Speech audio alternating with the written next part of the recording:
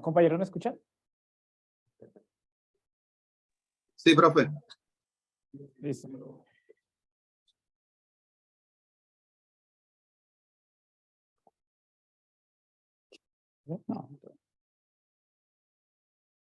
Un saludo para todos. A continuación presentaremos los resultados del informe para las limitaciones de aprendizaje y el tema volumen de cilindros, quien les presenta Luis Ortiz. Lo que vamos a presentar hoy se divide en dos partes. Primero, las limitaciones de aprendizaje en términos de los errores y dificultades para el tema. Y la segunda, la revisión de formulación de expectativas. Nos vamos a enfocar en objetivos, algunas capacidades, una tarea prototípica y la revisión que hicimos de las expectativas de tipo afectivo. Comenzamos con las limitaciones de aprendizaje, con las dificultades. Nosotros tenemos en cuenta, digamos, la documentación que hicimos para la enseñanza del volumen, particularmente con Olmo, Moreno y Gil Cuadra, en donde también ellos citan investigaciones y resultados de estudios realizados por Piaget y Bernot. En lo que sigue la presentación, estamos abordando el tema de las dificultades, pero al mismo tiempo también estamos hablando de algunos errores que como tal son evidencia y caracterizan esas dificultades. La primera dificultad que encontramos tiene que ver con la medición indirecta por modelos multiplicativos. Entonces, Olmo, Moreno y Gil Cuadra, pues de alguna manera citan lo que cómo se trata la magnitud volumen. Ellos, digamos, ponen dos formas de tratar esa magnitud. Uno, como una magnitud unidimensional en términos de que la medida del volumen puede hacerse en función de ella misma. Para esto, entonces, presentamos el ejemplo de medir el cilindro, el volumen del cilindro, usando, digamos, la función, medir el volumen en términos del mismo. En este caso, sumamos volúmenes que están, digamos, representados por esos discos que se ven en la imagen. Y la otra magnitud, la otra forma de tratar la magnitud volumen es como magnitud tridimensional. Entonces se mide el volumen en función de otra magnitud, por ejemplo la longitud.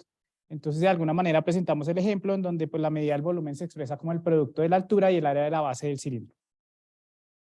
Los dos errores, digamos, característicos que seleccionamos, aunque la lista es más, digamos, más completa, solo hablamos de algunos ejemplos que lo pueden representar esta dificultad, en donde, por ejemplo, relacionamos el volumen del cilindro con el producto del radio de la altura de pi, o calcular el área del círculo como el producto de pi por el radio por el cuadrado del diámetro. La segunda dificultad la tenemos en la interpretación de la medición, y aquí tenemos, digamos, dos formas de describirla. La primera por las unidades de medida, en donde pues, los estudiantes pueden confundir, digamos, o pueden medir volúmenes de volúmenes usando medidas de capacidad o viceversa, medir capacidades usando medidas de volumen. Por ejemplo, para medir un recipiente que su capacidad se mide en litros, entonces pues utilizamos por ahí centímetros cúbicos. Bueno, también confundimos, por ejemplo, al resultado de la medición le asignamos unidades de área longitud. Cuando se ha medido el volumen de un cilindro, por ejemplo, se escribe en centímetros cuadrados o metros cuadrados, o mezclan las unidades de medida de longitud, entonces no tenemos una unidad de medida estándar. También tenemos el problema de la aproximación. Por ejemplo, una de las dificultades es para la medición del volumen del cilindro el paso del carácter continuo del número pi y en relación con la naturaleza discreta de la medición, o el sentido que le dan los muchachos a la cantidad de cifras decimales que van a seleccionar para aproximar medidas. Y pues también pensamos que hay una insuficiencia en el cálculo algebraico de la medida del volumen del cilindro.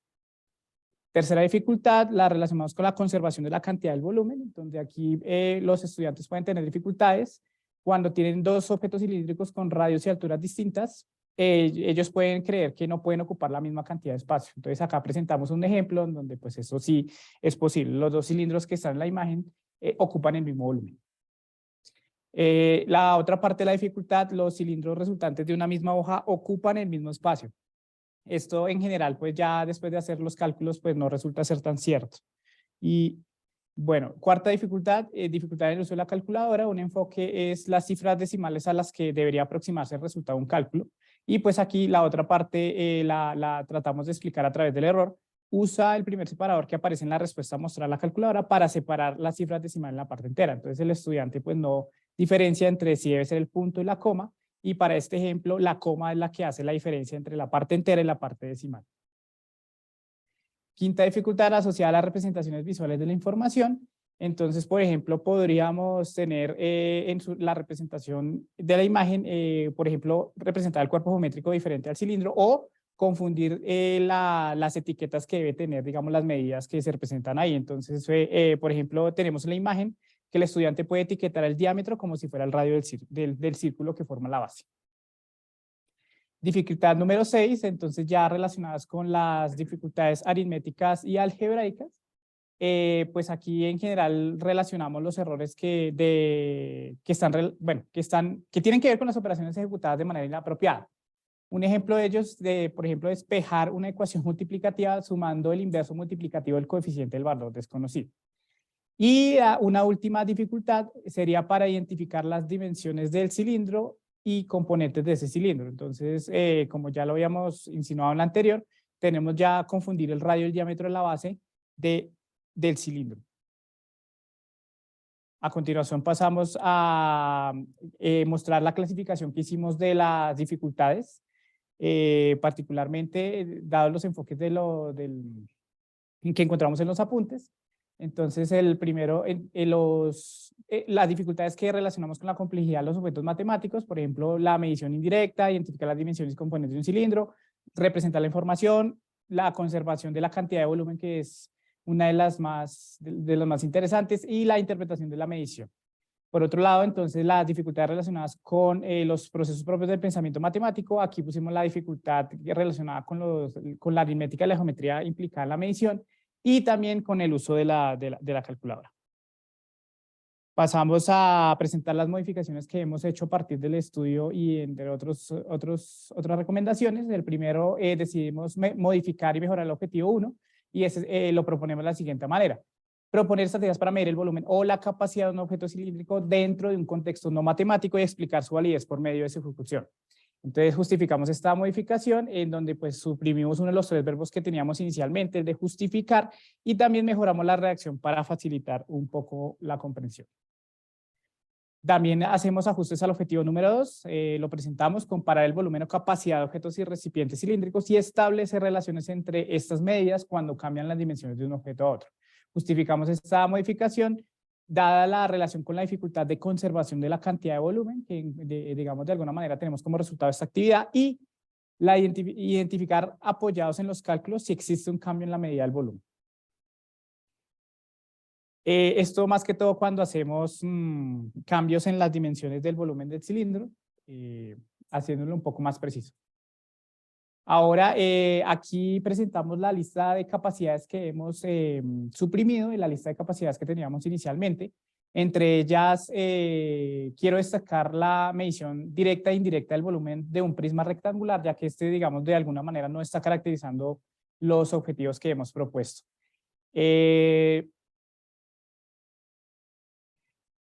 Presentamos las modificaciones a las capacidades en términos de las que hemos incluido, pues gracias de alguna manera también al trabajo que hemos realizado. Por ejemplo, a pesar que nosotros sabemos que el calcular o medir el área de círculos es, digamos, parte de un conocimiento previo también en términos de la lista de errores que generamos, la de calcular el área de un círculo la incluimos como capacidad. Y la número 20, leer y escribir el decimal obtenido en la calculadora, esto a partir de las dificultades que habíamos identificado en términos de la representación y el uso de la herramienta como la calculadora. Modificamos la tarea prototípica 2.1, particularmente la modificación que hicimos fue incluir una nueva situación que va a complementar esta tarea en términos de las capacidades, los errores y las dificultades que pues habríamos estudiado para esta actividad. Modificamos las expectativas de tipo afectivo gracias a los comentarios individuales que han realizado los grupos. Aquí presentamos, digamos, el comentario en términos de la redacción y la concreción del tema. Entonces hicimos unos cambios, particularmente la concreción del tema del volumen del cilindro. Listamos 7 dificultades en donde pues hacemos las descripciones, mostramos ejemplos de errores y clasificamos las categorías según las categorías de SOCAS y presentamos las modificaciones a las expectativas de aprendizaje. Muchas gracias.